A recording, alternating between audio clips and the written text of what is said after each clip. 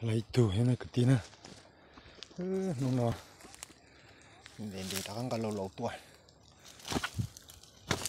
và tao kỳ tủ tao chỗ một chiều chứ thay chỉ lấy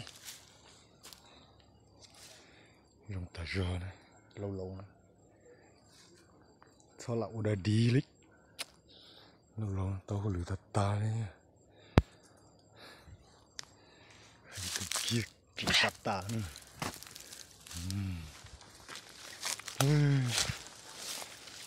nào mà tới tủ thật là tới tủ bữa chiều tới tủ cần tiền mó có tay trong nó cứ sống chỉ lấy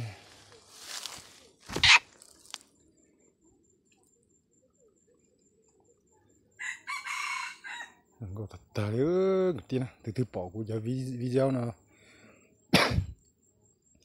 ba like được của theo nè cho tê được của theo họ ba đăng ký thế nào chào anh em nhé. Thấy video hay thì hãy ủng hộ, nhớ bấm đăng ký kênh rồi là ủng hộ mình nhé. Ngày hôm qua được một con, sáng được một con, chiều được một con nhé. Chiều nay ngày hôm nay được 2 con.